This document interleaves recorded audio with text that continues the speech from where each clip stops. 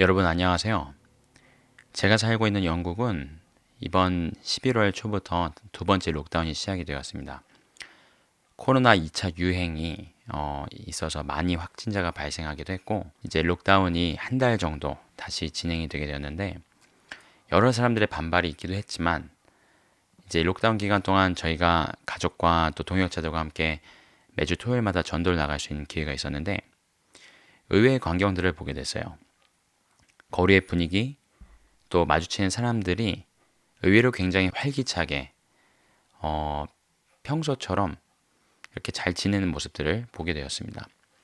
아, 사람들이 이제 많이 익숙해졌구나. 이런 코로나 상황에 익숙해졌구나라는 생각을 한편으로는 하면서도 저희 교회의 모습이 사실 오버랩이 됐어요. 왜냐하면 많은 교회들이 지금 코로나 사태가 대표적인 예지만 정부에서 어떤 제재가 가해지고 어떤 것들을 발표하게 되면 굉장히 민감하게 그것을 듣고 그 제재나 규율이나 법에 잘 맞춰서 그것에 하나라도 오차 없이 맞추려고 하는 그런 태도들을 많이 보인다는 것들을 알게 됐어요. 당연히 사실은 그렇죠. 왜냐하면 교회는 많은 사람들이 정기적으로 모이는 공간이기도 하고요. 그런 모임이기도 하고 또 저희 그리스도인들에게 이런 통념이 있었던 것 같아요.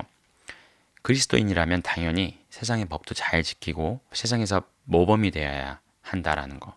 저도 전적으로 동감합니다. 저도 그렇게 살려고 노력해왔고 앞으로도 노력할 거고요. 그런데 오늘은 이 세상에서 제시하는 교회를 향하여 그리스도인들을 향하여 제시하는 이 법과 이 규율들이 하나님의 말씀과 상충이 된다면 충돌한다면 우리는 어떻게 실제적으로 그것에 반응하고 행동해야 될까? 그것에 대해서 제가 사실 이제 저희 가족과 매일 아침에 드리는 가정 예배 가운데 이번 주 가운데 사도행전 말씀을 보면서 계속해서 주신 강한 마음이 있어서 오늘 이렇게 카메라를 켜고 나누게 되었습니다. 오늘의 주제는 이렇습니다. 제가 제목을 이렇게 정해봤는데요. 하나님을 대적하는 세상의 법에 굴복하지 마라 입니다. 부제로 사도행전에 나오는 말씀을 적었는데요. 하나님 앞에서 너희 말을 듣는 것이 하나님의 말씀을 듣는 것보다 옳은가 판단하라. 베드로의 대답이었습니다.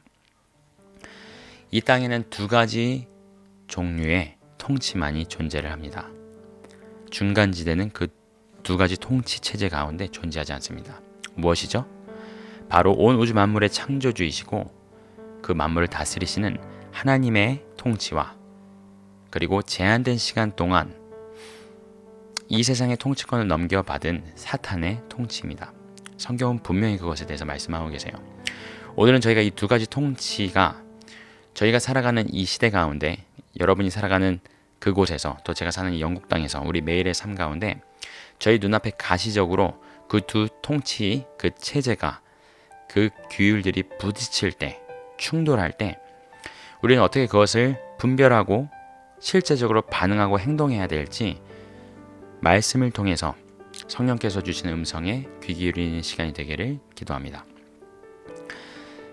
이 세상에 존재하는 모든 사람들은 성경에서 말씀하시기를 태어날 때부터 죄의 종으로 하나님의 원수로 태어난다고 말씀하십니다. 가장 큰 증거가 무엇일까요?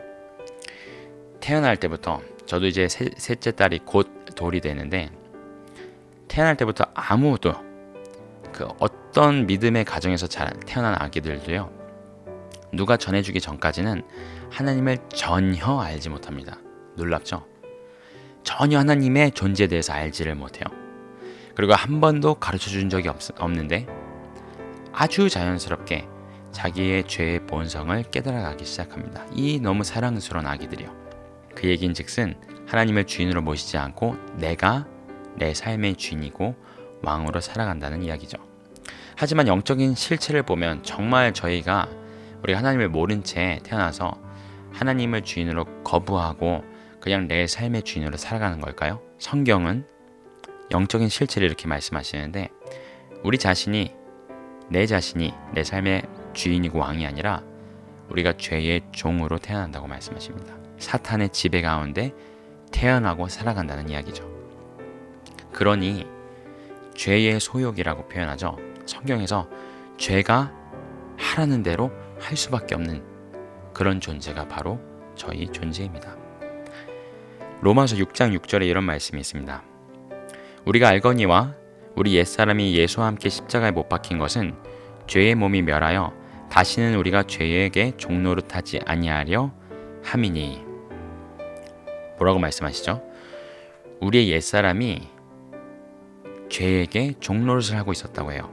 물론 이제 예수님과 함께 십자가에 못 박혀서 그 옛자가 다시는 죄에게 종노릇하지 않는다라고 말씀하시지만 그 영적인 실체가 어떻다고요? 예수 밖에 있는 하나님을 알지 못한 채 태어난 저희는 모두 죄의 종이 된 채로 태어난다고 성경은 증언하고 계십니다.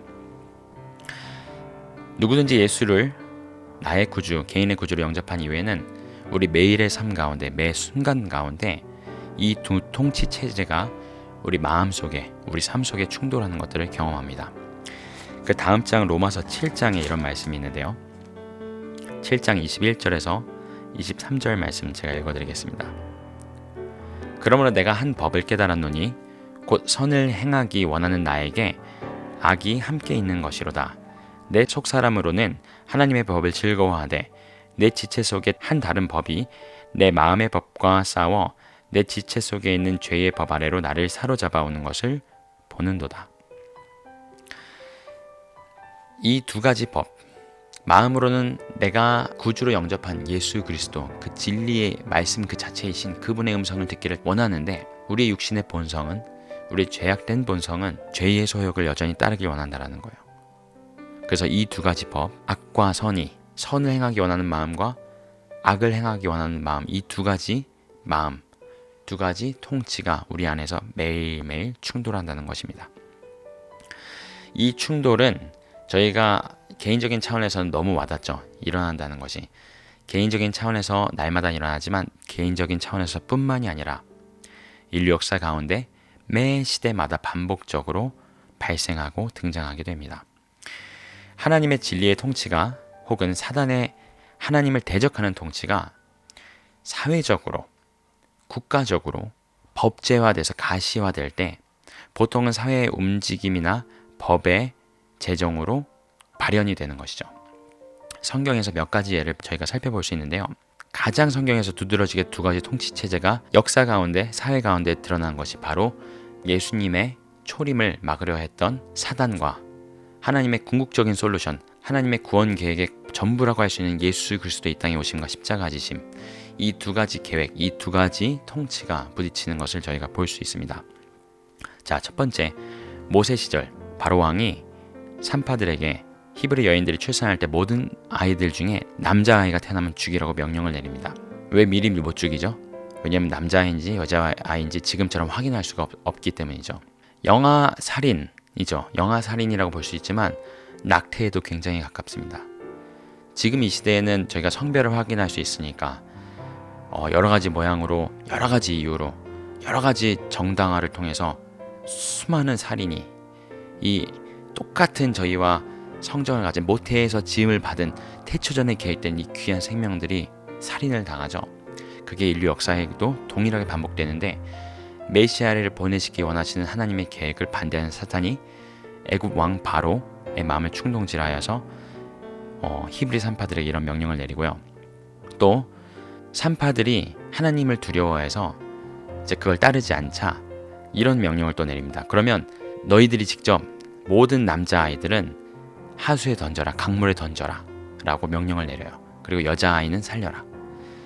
이 명령을 모세의 어머니 요게벳이 지킬 수 없어서 모세를 숨기고 있다가 아이가 너무 커버려서 더 이상 숨길 수가 없게 되니까 이제 아이를 저희가 잘 아는 것처럼 바구니에 역청을 발라 기도하는 마음으로 띄우는 장면을 저희가 잘 알고 있죠.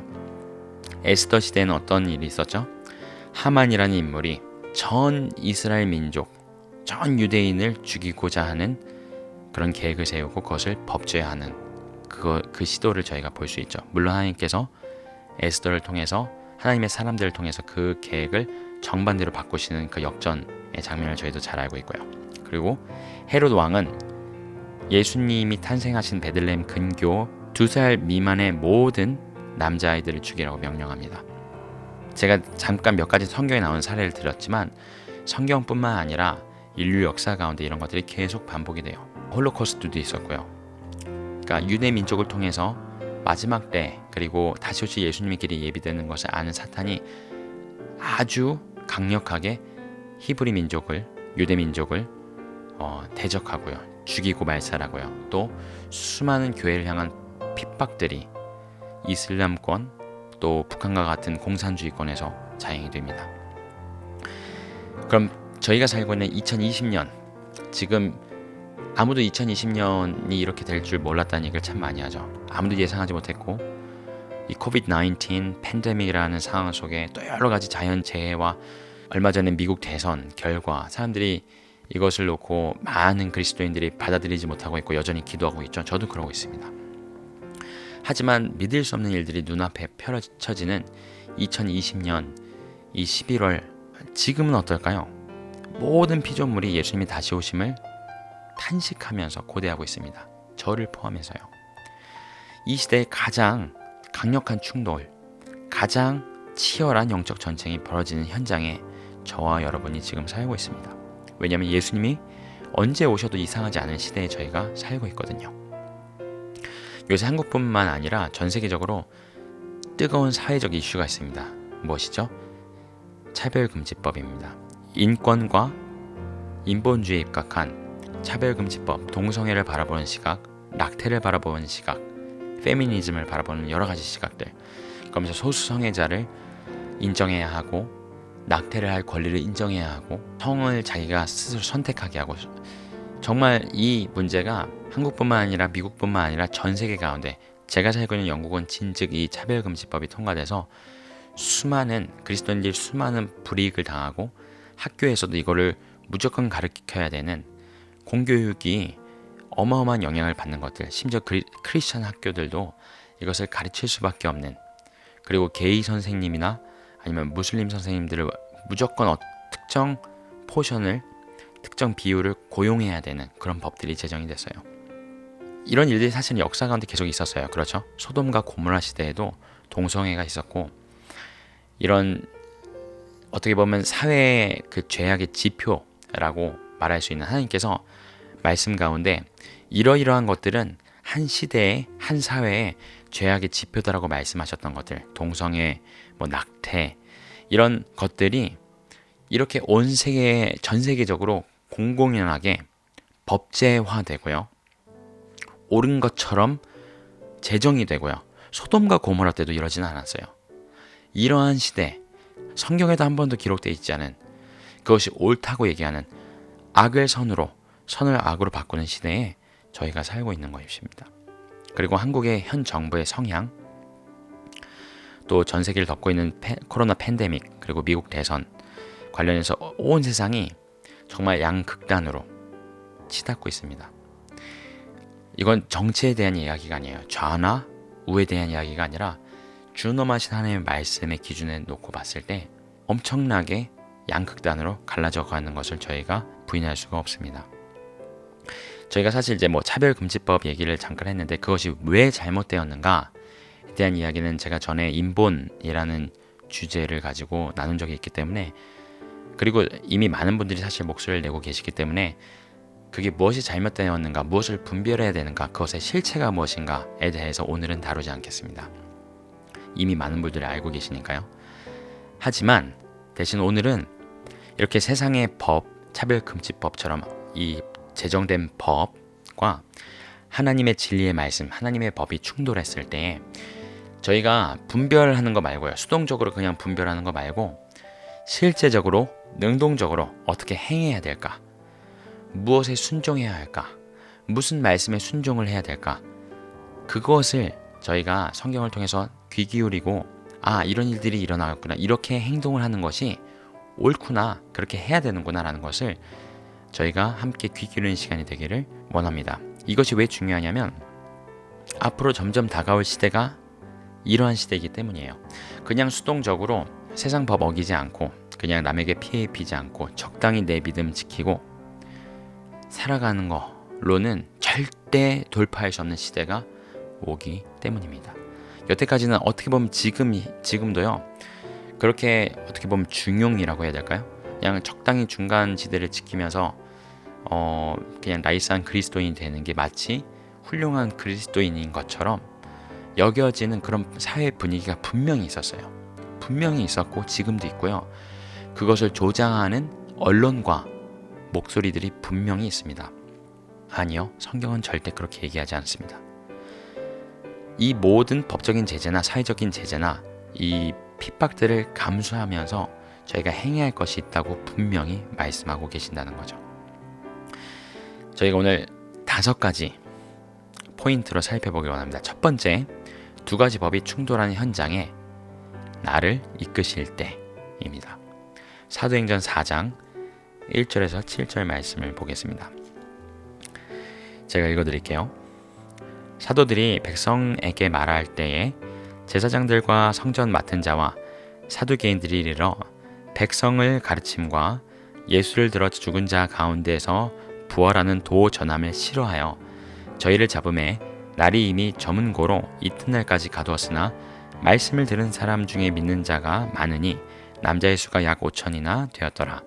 이튿날 관원과 장로와 서기관들이 예루살렘에 모였는데 대제사장 안나스와 가야바와 요한과 알렉산더 및 대제사장의 문중이 다 참여하여 사도들을 가운데 세우고 묻되 너희가 무슨 권세와 네 이름으로 이 일을 행하였느냐.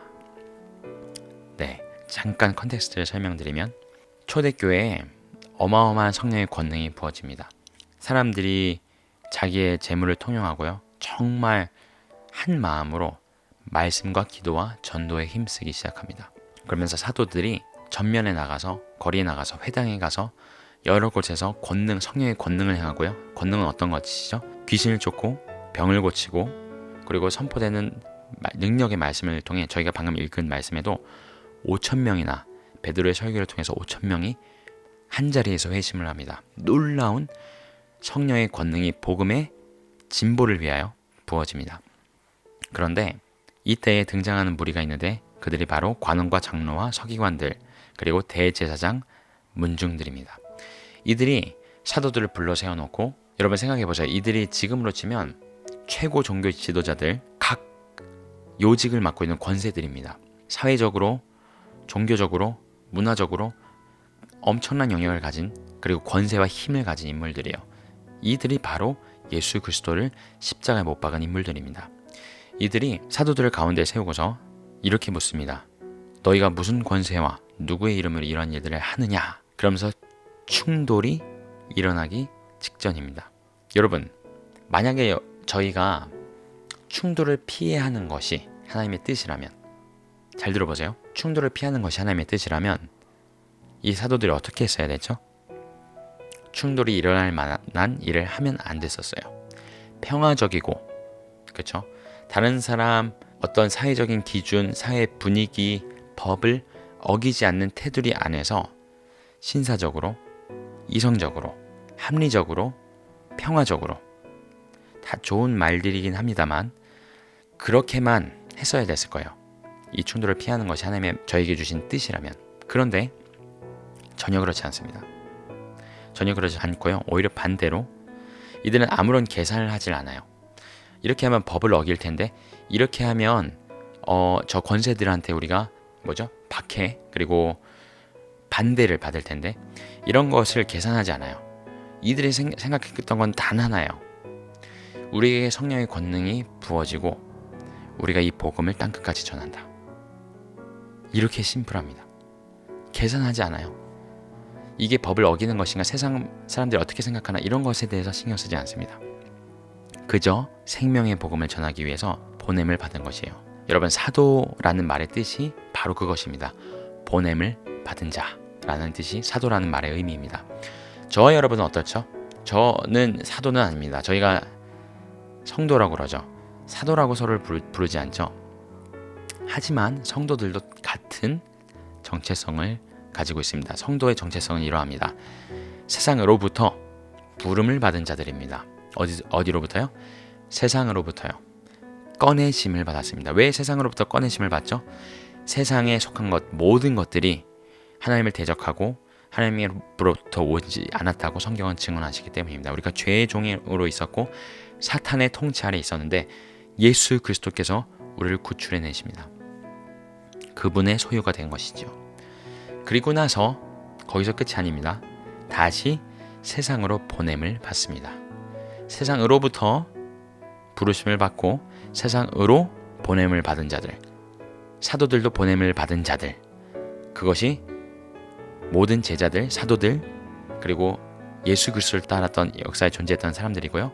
그리고 지금 2020년에 살아가는 저와 여러분이라는 것입니다.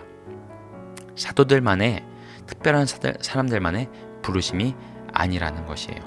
저희가 바로 세상의 빛이요 소금입니다. 자, 두 번째 포인트입니다. 이렇게 저희가 소명을 따라 다른 것 계산하지 않고 주님의 말씀 그대로를 순종했더니 충돌의 자리에 서 있는 거예요. 나는 충돌을 의도하진 않았지만 충돌의 그 소용돌이 한복판에서 이 12사도가 발견이 됩니다. 그때에 바로 그 시점에 두 번째 포인트입니다. 하나님을 대적하는 세상의 법에 굴복하지 말라. 다시 한번 읽어드립니다. 하나님을 대적하는 세상의 법에 굴복하지 마라. 자, 사도행전 4장 16절에서 20절 제가 읽어드리겠습니다. 이 사람들 어떻게 할꼬? 저희로 인하여 유명한 표적이 나타난 것이 예루살렘에 사는 모든 사람에게 알려졌으니 우리도 부인할 수 없는지라. 자, 이제 이 아까 종교 지도자들이 의논을 하는 거예요. 자, 17절. 이것이 민간에 더 퍼지지 못하게 저희를 위협하여 이후에는 이 이름으로 아무 사람에게도 말하지 말게 하자 하고 그들을 불러 경계하여 도무지 예수의 이름으로 말하지도 말고 가르치지도 말라 하니 베드로와 요한이 대답하여 가로되 하나님 앞에서 너희 말을 듣는 것이 하나님 말씀을 듣는 것보다 옳은가 판단하라.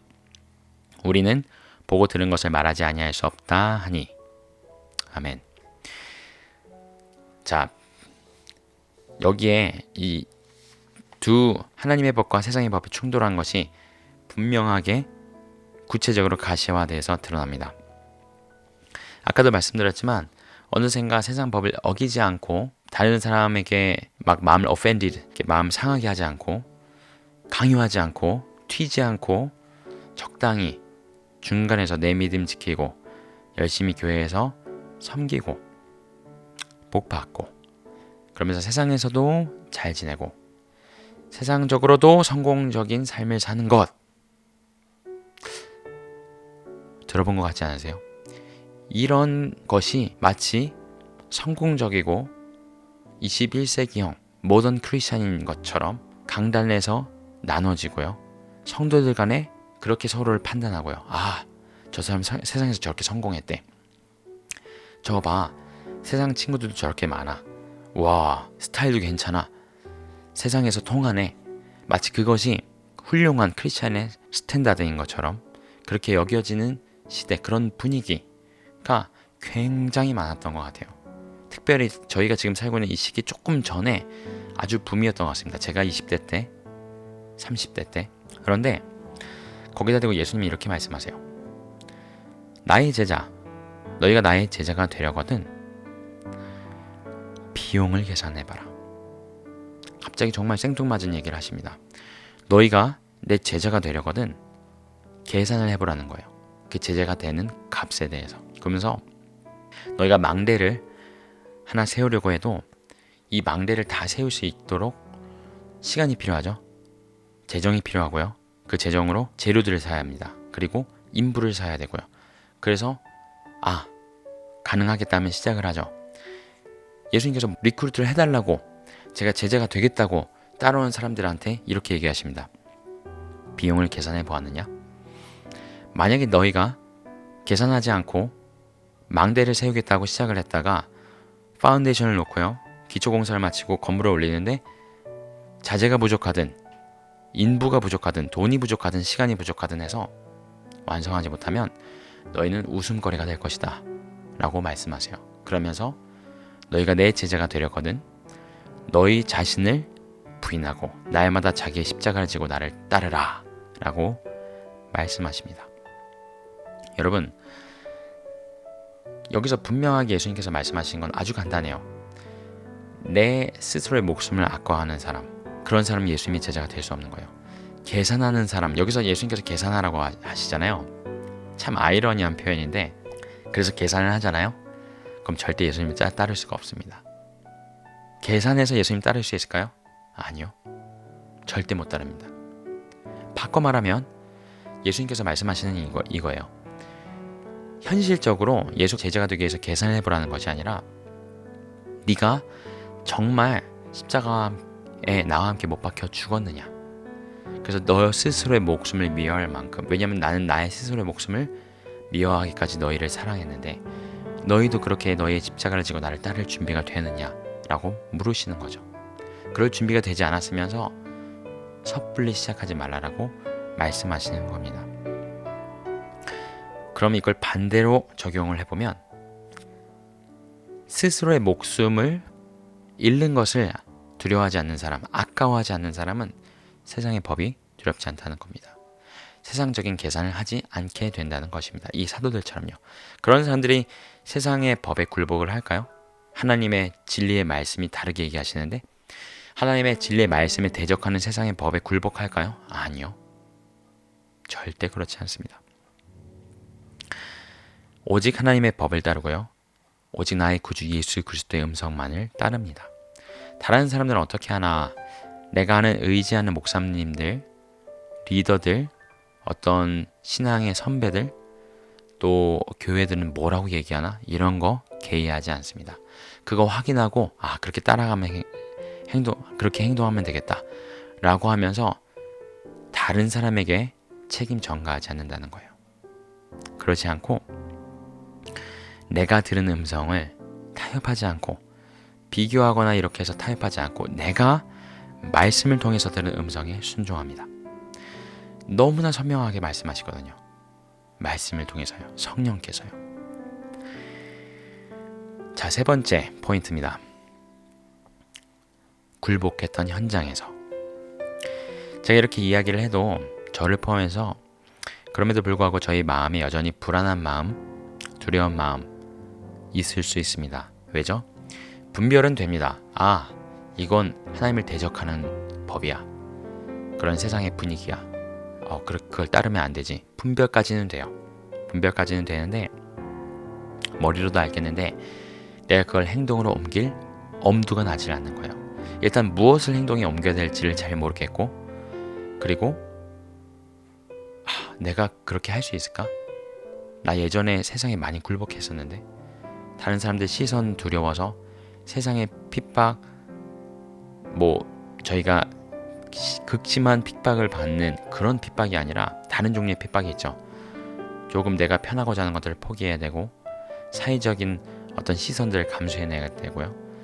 그런 것들을 감수할 자신이 없어서 내가 분별은 되고 머리는 알겠지만 이걸 행동으로 옮길 수 있을까?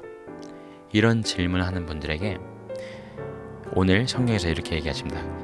굴복했던 바로 그 현장, 내가 세상에 굴복할 수밖에 없었던 그 현장에서 어떤 일이 일어나는지 말씀을 보겠습니다. 사도행전 4장 5절에서 7절 말씀입니다.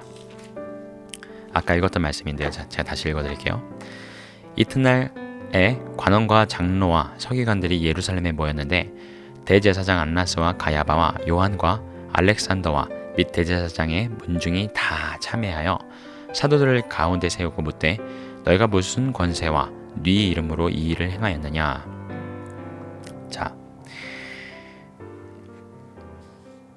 여기 등장하는 인물들의 이름이 있어요. 성경이 괜히 이름을 적지 않았겠죠. 안나스와 가야바, 요한과 알렉산더와 대제사장의 문중들. 이 안나스는 제가 예전에 한번 다룬 적이 있는데 아주 짧게만 말씀드리면, 안나스는 가야바의 장인어른이고요. 그리고 세례 요한 조금 전에 대제사장으로 있었던 최고 종교 지도자로, 예수님이 초림하시고 십자가에 달리실 때까지 그 전부터, 그리고 예수님 죽음 이후에도 지금 이 장면에도 등장하는 인물이 바로 안나스입니다.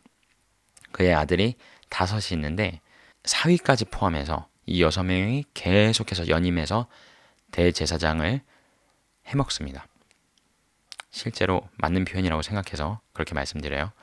왜냐면 그때 당시에 헤롯 왕, 에돔 출신 헤롯 왕과 이제 결탁해서 뇌물을 주고 그렇게 발탁이 된 사람이 안나스였거든요.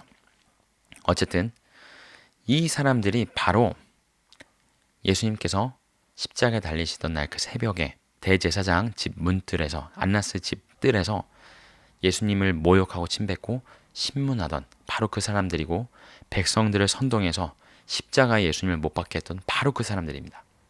근데 그 사람들 앞에 예수님께서 신문당하시던 그 장면에 누가 있었죠? 베드로가 있었습니다. 그때 당시 베드로는 이 두려움, 이 자기가 어찌할 수 없는 이 현실, 자기는 너무 예수님을 사랑하지만 마음은 너무 원하고 이 세상, 이 상황이 분별이 너무 되지만 너무 철저하게 실패해버리고 이 세상의 어두움에 굴복해버릴 수밖에 없었던, 이 빛을 미워한 어둠의 세상의 통치와 권력에 완전히 무릎 꿇었던 그 장면이 바로 오버랩이 되는 장면이 이 장면입니다. 그때 그 사람들이 고스란히 베드로 앞에 서 있어요. 그때 당시 베드로는 예수님을 3번 부인하고 저주까지 합니다. 그리고 이 똑같은 사람들, 베드로가 예수님처럼 신문을 당하는 거죠. 이 똑같은 사람들 앞에서, 그때처럼. 그리고 분명히 베드로를 알아보는 사람도 그들 중에 있었을 거예요. 자, 베드로는 이 상황에서 어떻게 반응했을까요? 8절부터 이어집니다. 읽어드리겠습니다. 이에 베드로가 성령이 충만하여 가로되, 백성의 관원과 장로들아, 만일 병인에게 행한 착한 일에 대하여 이 사람이 어떻게 구원을 얻었느냐고 오늘 우리에게 질문하면 너희와 모든 이스라엘 백성들은 알라. 너희가 십자가에 못 박고 하나님이 죽은 자 가운데서 살리신 나사렛 예수 그리스도의 이름으로 이 사람이 건강하게 되어 너희 앞에 섰느니라. 이 예수는 너희 건축자들의 버린 돌로서 집 모퉁이의 머릿돌이 되었느니라. 다른 이로서는 구원을 얻을 수 없나니 천하 인간의 다른 구원을 얻을 만한 다른 이름을 우리에게 주신 일이 없음이니라 하였더라. 아멘. 와, 우리 베드로 사도가 뭐라고 여기서 당당하게 고백을 하죠? 정말 180도 달라진 모습을 보여줍니다. 성령이 충만하여서 담대하게 예수 그리스도의 이름을 선포하고요, 그분의 복음을 선포하는 모습을 저희가 볼 수 있습니다. 어떻게 이렇게 될 수, 갑자기 180도로 변할 수 있을까요? 저희가 많은 다양한 설명으로 표현할 수 있겠지만 사실은 아주 간단합니다. 베드로가 나를 두렵게 했고 나를 그래서 종노릇하게 했던, 생각해보세요. 예수님이 달리시던 그 장면에 베드로는 철저하게 두려움의 종노릇을 합니다. 철저하게 이 어둠의 통치 세력의 종노릇을 해요. 그런데 지금은 종노릇을 하고 있지 않습니다. 그 종노릇을 할 수 있지 않는 단 한 가지 이유, 진리의 말씀, 성경이 우리에게 죄와 사망의 권세에 종노릇하지 않을 수 있는 단 한 가지 방법을 저에게 제시하는데, 그것이 바로 우리가 이 죄와 사망에 대하여 죽는 것입니다. 베드로는 그 바로 실패의 형장에서 철저하게 자신이 얼마나 죄와 두려움에 종노릇하는 존재인가 깨닫습니다. 이전에 베드로 모습을 기억해보면요, 주님 죽으실 때까지 제가 주님 쫓습니다. 절대 주님을 버리지 않습니다. 그 마음은 진짜였지만 자기가 얼마나 죄의 종이 되어 있는가는 깨닫지 못했어요. 아직 주님께서 영화롭게 되시지 않았기 때문에, 바꿔 말하면 십자가에 달려 온 세상 죄를, 베드로의 죄와 저와 여러분의 죄까지 담당하시기 전이었기 때문에 베드로의 마음은 귀했지만 그의 죄의 문제는 아직 해결되지 않았습니다. 여전히 죄의 종으로 있었던 상태였던 거예요. 그런데 예수님께서 십자가에 달리시던 그날, 그 새벽에 철저하게 죄의 종노릇하는 자신의 모습을 발견한 거예요. 철저하게 세상에 굴복했던, 그 어둠의 권세에 굴복했던, 죄의 종노릇했던 자기의 모습을 발견했고요.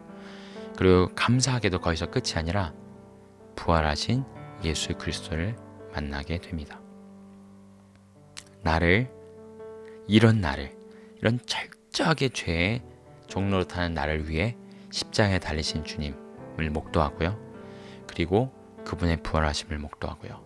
그리고 저희가 잘 아는 것처럼 갈릴리 바닷가에서 그분이 준비하신 조반을 먹으며 네가 나를 사랑하느냐, 회복시키시는 예수 그리스도의 음성을 듣습니다.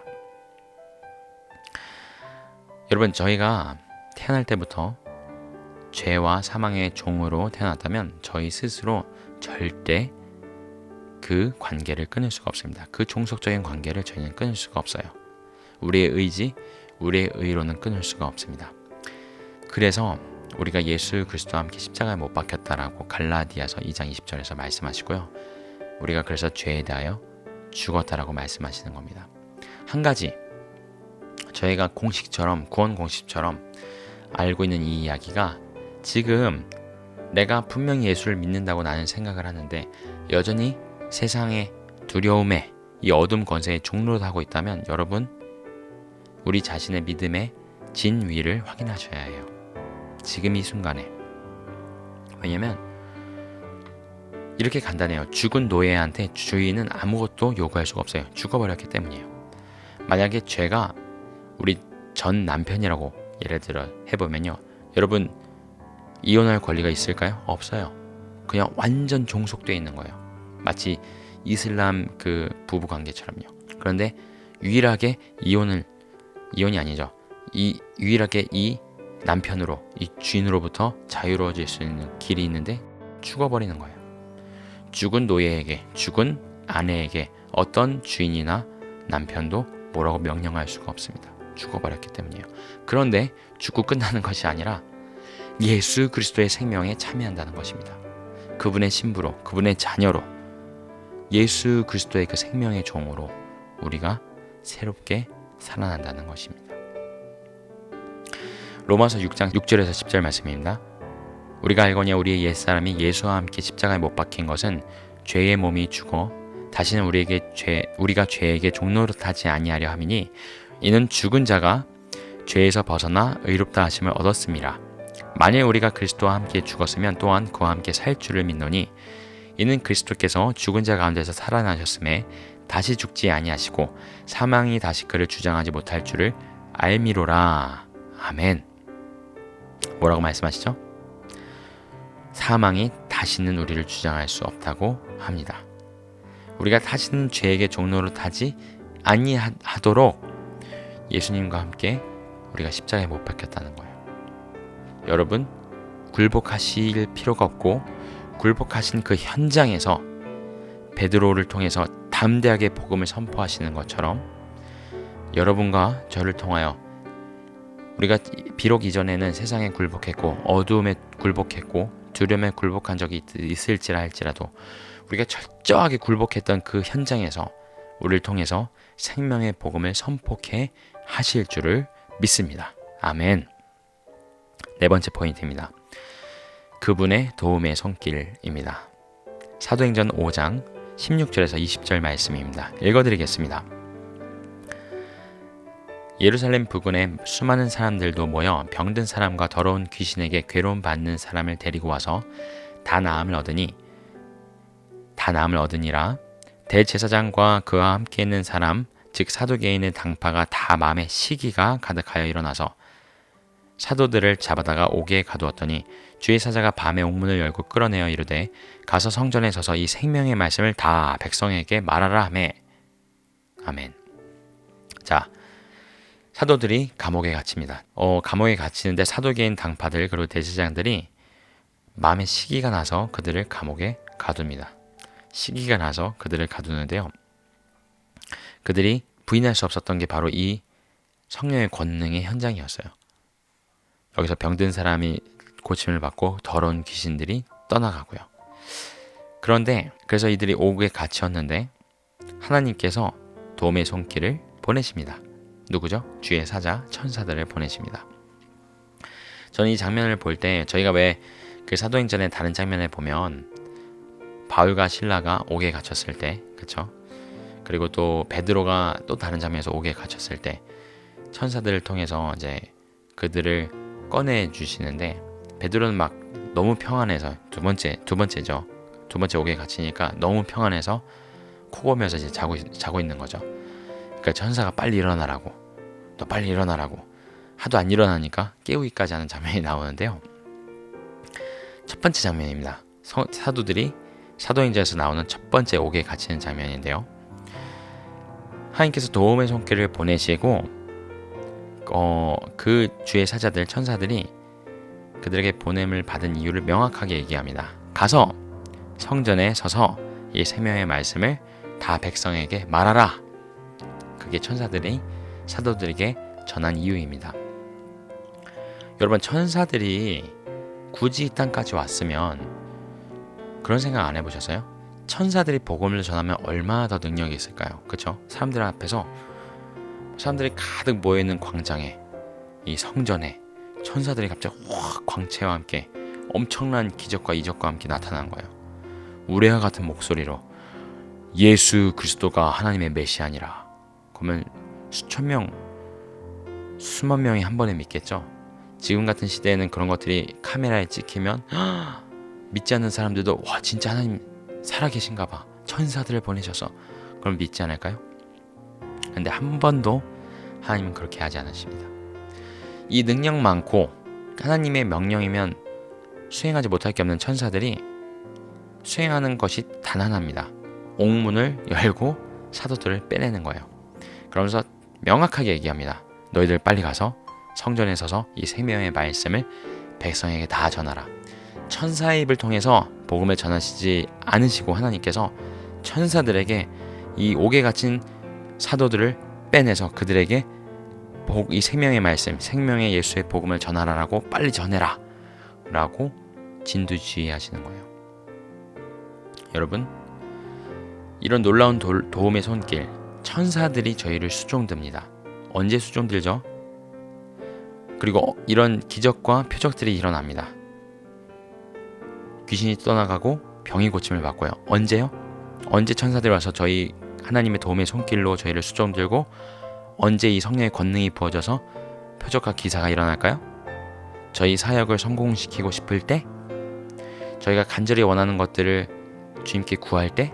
아니면 그냥 저희가 열심히 교회 생활할 때요? 아니요.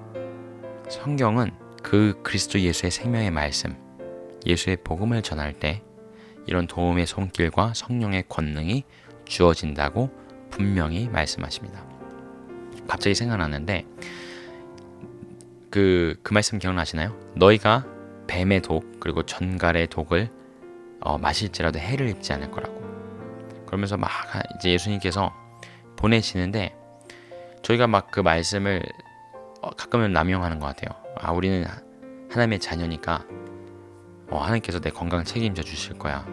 하나님께서 다 공급해 주실 거야. 하나님은 저희의 필요를 공급해 주시는 건 사실이지만 저희 욕심을 절대 채우시지 않습니다. 그리고 그렇게 하나님께서, 예수님께서 제자들에게 말씀하신 장면은 제자들에게 복음을 전하라고, 그들이 복음을 전하기 위해서 출발할 때 주신 말씀이었어요. 그냥 대충 세상 눈치 보면서, 교회 눈치 보면서 살아갈 때 말고요. 자, 우리 삶에 왜 성령의 권능이, 이 놀라운 성령의 권능들이요, 귀신이 떠나가고 병고침이 일어나고 하는 일들이 일어나지 않는가에 대한 명확한 이유가 제시가 됩니다. 왜냐하면 저희가 하나님의 부르심을 따라 살지 않기 때문이에요. 생명의 복음을 전하지 않기 때문입니다. 생명의 복음을 전하지 않으니 충돌의 현장에도 있지 않고요. 충돌의 현장에 있지 않으니 내가 전에는 그 충돌의 현장에서 굴복했지만 그 굴복을 뚫고 이 베드로처럼 180도 변화된 모습으로 철저하게 내 죄의 종되었던 모습에 대하여 죽고 성령의 권능이 부어져서 담대하게 복음을 선포하는 모습이 없다는 겁니다. 아주 단순한 문제예요. 단순한 하나님의 말씀을 순종하면 이 일들이 일어난다는 것입니다. 여러분, 갑자기 나가서 복음을 전하라면 부담스러울 수도 있어요. 하지만 성경은 무조건 거리에 나가서 복음을 전하라고 얘기하시지 않아요. 여러분이 부르심을 받은 그곳에서, 가정에서요, 일터에서요, 친구들 사이에서, 학교에서요, 그곳에서 복음을 전하라는 겁니다. 그곳에서는 여러분만이 복음을 전하실 수가 있기 때문이에요. 자, 마지막 포인트, 앞으로 다가올 세상입니다. 여러분, 앞으로 다가올 세상에 진리를 진리대로 선포하는데 점점 제재가 많아질까요? 네. 법적인 불이익을 당할 수도 있을까요? 네. 심지어는 옥에 갇히거나 사회적으로, 물질적으로, 경제적으로, 그리고 심지어는 그것을 넘어서 신체적으로 불이익이나 고난을 당할 수 있을까요? 네. 하나님의 말씀은 진리입니다. 반드시 이 세상은 하나님께서 말씀하신 대로 흘러갑니다.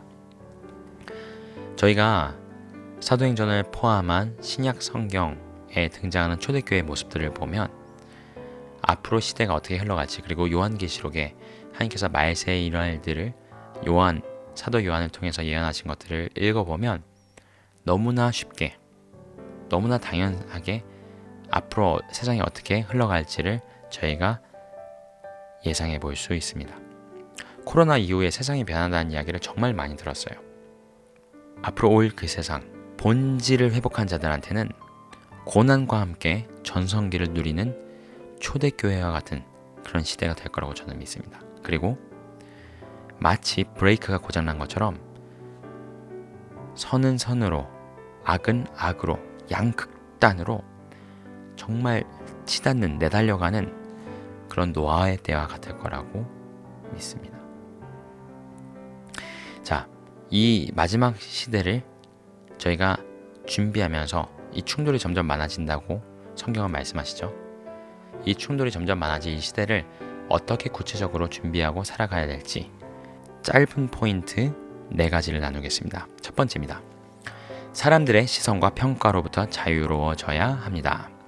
사도행전 5장 17절에 대제사장과 그와 함께 있는 사람, 즉 사두개인 당파가 다 마음의 시기가 가득하여 일어나서, 또 7장 54절에 그들이 이 말을 듣고 마음에 찔려 그를 향하여 이를 갈거늘, 스데반이 성령이 충만하여 하늘을 우러러 주목하여 하나님의 영광과 및 예수께서 하나님 우편에 서신 것을 보고 말하되 보라 하늘이 열리고 인자가 하나님 우편에 서신 것을 보노라 한데 그들이 큰 소리를 지르며 귀를 막고 일제히 그에게 달려들어.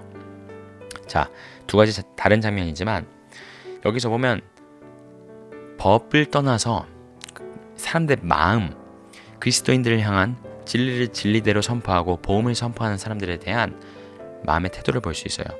시기라는 단어가 보이고요. 이를 감, 그리고 귀를 막고 소리를 지르는 반응을 볼 수 있습니다. 극도의 경멸과 증오와 그리고 시기와 이런 것들입니다.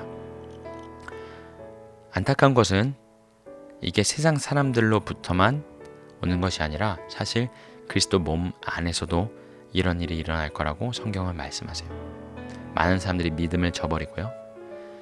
서로를, 심지어는 가족을 넘겨준대요. 믿음을 저버리고요. 그런 일들이 말세에 있을 거라고 말씀하시는데, 여러분, 사람들의 시선, 사람들의 평가, 남들이 나를 어떻게 보느냐로부터 자유로워지지 않는다면 이 마지막 때는 뚫고 돌파할 수가 없어요. 반드시 올무에 걸리게 됩니다.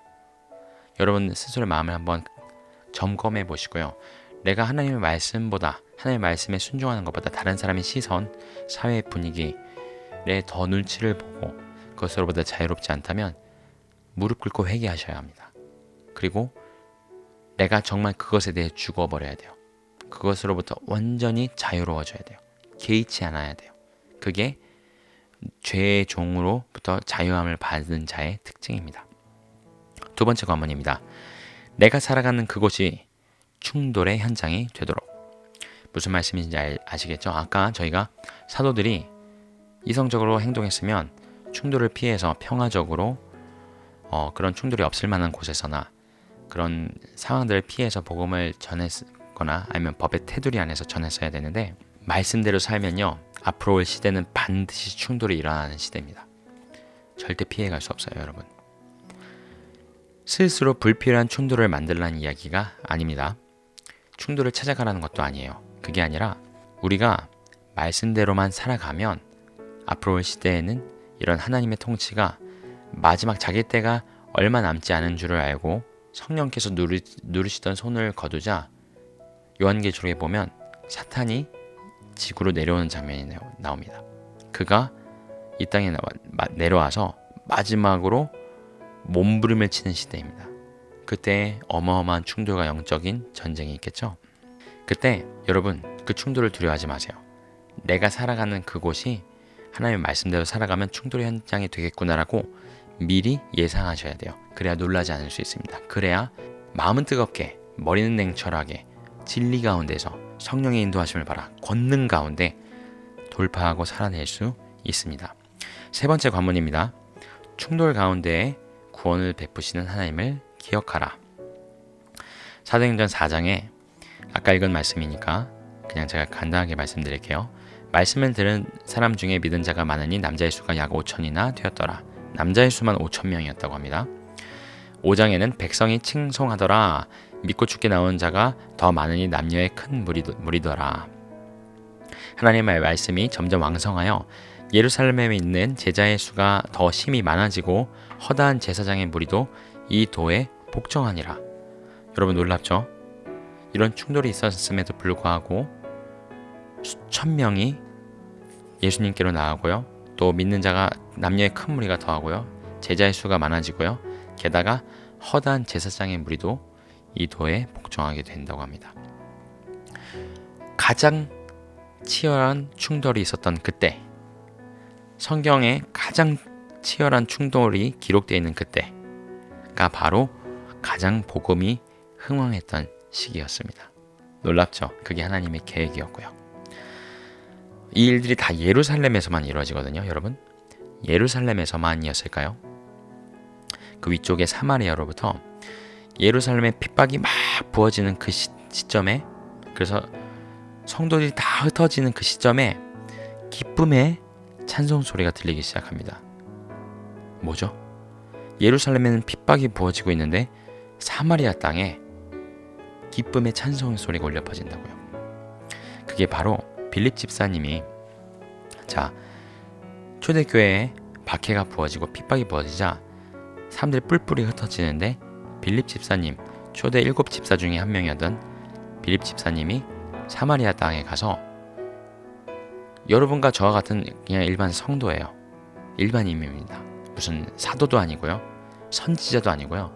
그냥 집사님이 가서 복음을 전하는데 똑같은 성령의 권능이 드러납니다.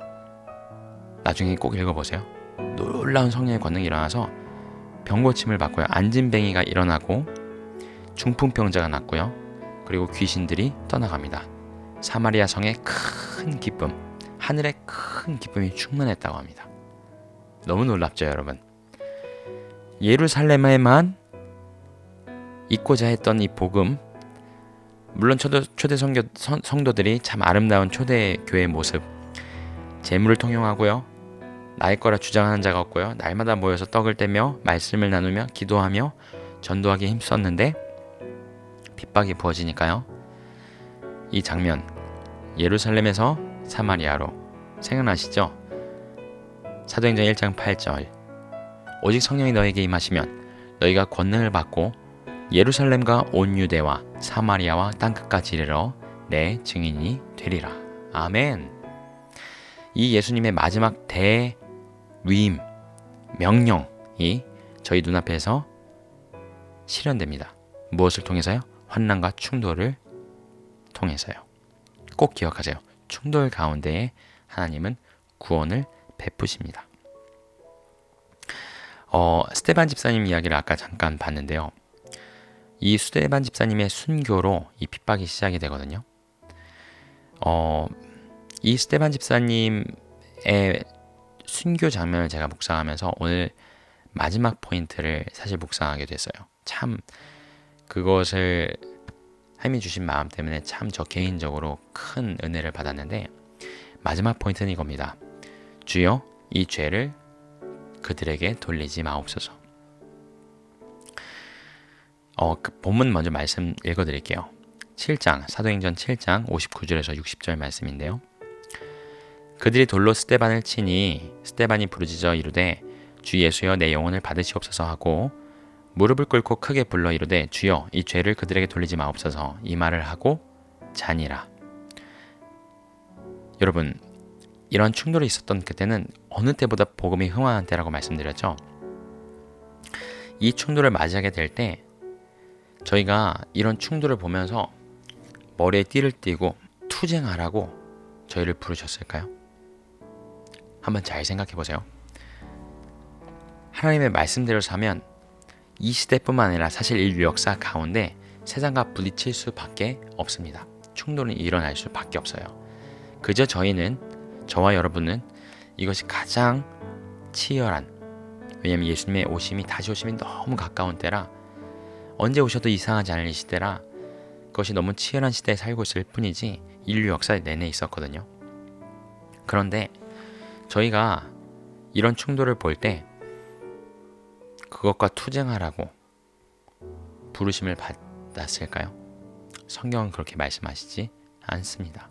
오늘 스테반 집사님의 모습, 그리고 저의 궁극적인 예표가 되신 예수 그리스도, 그 본이 되신 예수님의 모습을 보면 그런 모습을 저희는 찾아볼 수가 없어요. 이 말이 사실 나의 권리를 박탈당하는 것처럼 들릴 수 있습니다. 사실이에요. 우리의 권리를 스스로 내려놓는 것입니다. 필요한 말을, 예를 들어 차별금지법이 잘못됐습니다. 필요한 발언을 하지 말라는 뜻은 아닙니다. 말은 해야 됩니다. 그렇죠?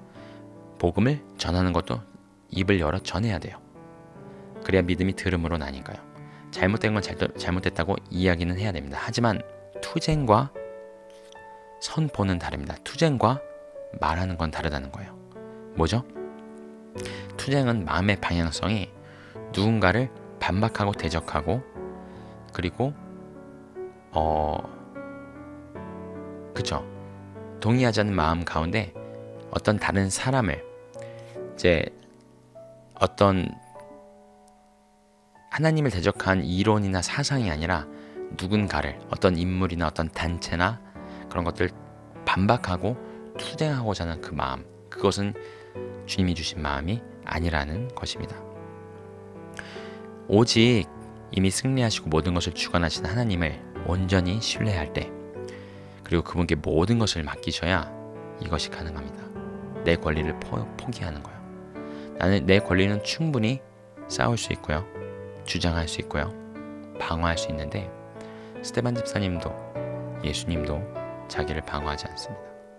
스테반 집사님이 정확하게 예수님이 하셨던 고백을 그대로 하죠. 주님, 저들의 죄를 저들에게 돌리지 마옵소서. 저희가 죄는 미워해야 하지만 죄는 끝까지 피 흘리기까지 싸워야 되고요, 발언을 해야 되지만, 사람은, 모든 사람이 구원을 받기 원하시는 아버지의 마음을 기억하며, 그리고 악인이 자기의 죄에 죽는 것을 기뻐하지 않으시는 아버지의 마음을 기억하면서 어느 때보다 분열이 심하고 어느 때보다 서로 비난하기가 쉬운 이 시대에, 심지어 이 마지막 때의 삶을 가지고 서로 비난하고 판단하고 정죄하기 쉬운 이 시대에 우리가 오직 예수 그리스도의 마음을 품고, 오직 그분만이 선하시고, 오직 그분의 복음만이 선하시고 승리하신다는 것을 기억하면서 예수의 마음으로, 선으로 악을 이겨야 될 줄을 믿습니다. 여러분, 오늘 말씀을 마무리하면서요, 이렇게 한마디로 오늘 메시지를 정의하고 싶습니다. 하나님의 법과 세상의 법이 충돌할 때, 이 충돌할 때는 특별한 때가 아니고요, 우리가 말씀대로 살아갈 때, 진리대로 살아갈 때 반드시 일어나는 일입니다. 가족 가운데 일어나고요, 일터에서 일어나고요, 이 사회적으로, 국가적으로 일어나고요. 그때 절대로 세상 법에 굴복하지 마십시오. 사회 분위기가 당연히 그리스도인들의 교회가 세상 법에 따라야지. 오늘 성경에서 사도들은 법을 따랐나요? 너희들 그 도를 전하지 마. 너희들 감옥에 있어. 그들이 천사까지 보내줘서 하나님께서 그들을 빼내십니다. 그죠? 법대로 하면은 있어야 돼요. 그쵸? 법대로 하면 입을 다물어야 되고요, 법대로 하면 성전에 나가서 더 이상 복음을 전하면 안 돼요. 그런데 그들은 멈추지 않았습니다. 수많은 프레임을 가지고요, 교회가 집단 이기주의처럼 이렇게 전염병이 도는 시대 때 어떻게 전도를 하냐? 너희들 원하는 예배를 드린다고 이렇게 입을 쩍쩍 벌리고 기도하고 찬양하냐? 그런 사회 분위기부터요. 저는 들었는데 한국에서는 요새 교인들 하면은 어떤 음식점은 아예 교인들 안 받는다고 그런 얘기도 얼핏 들었거든요. 사실인지 모르겠지만 그만큼 사회가 교회를 지탄하고 마녀 사냥하는 것처럼 하고 있을 때에 어떻게 보면 이런 정신적인 사회적인 핍박이 가득한 시대인 것 같아요. 내가 그것을 뚫어내지 못하면 절대로 말씀대로 살 수가 없습니다. 다른 사람 시선을 의식하고 그 분위기에 굴복하면요, 그 어둠의 세력, 그 프레임에 굴복하면요, 절대 복음을 살아낼 수가 없다는 거예요. 성경은 분명히 말씀하십니다. 세상에 굴복하지 마십시오. 하나님을 대적하는 법, 하나님을 대적하는 분위기, 하나님을 대적하는 사람들의 말들, 그것에 굴복하지 마십시오. 하지만 인간적인 방법으로 투쟁하지 않고요, 오직 예수님의 본을 따라 그리스도의 진리와 사랑을 선포하시고, 그리고 그분의 마음으로 우리 주변의 사람들을 품으시고요, 그 위에 계시고 어둠 가운데 예수의 빛을 비추셔야 합니다. 왜냐하면 이 충돌은 반드시 예수 그리스도의 복음을 흥왕케 하시는 하나님의 통로가 될 줄을 믿기 때문입니다. 저와 여러분이 선으로 악을 이기며 오직 우리 하나님 그분만이, 우리 구주 예수 그리스도만이, 그리고 그분의 복음만이 선하시고 이미 승리하셨고 오늘도 돌파를 이루시는 것을 믿으며 나아가시기를 예수님의 이름으로 축복하고 기도합니다. 감사합니다. 오늘 말씀 여기까지고요. 제가 매주 요새 말씀을 전하고 있지는 못하지만 그때그때 하나님께서 주시는 메시지가 있으면 가감없이 또 나누도록 하겠습니다. 여러분 계신 곳에서 평안하시고요. 다음 시간에 또 예수님의 복음을 가지고 함께 우리의 전성기, 이 마지막 때를 돌파하며 나아가는 저와 여러분이 되길 원합니다. 감사합니다.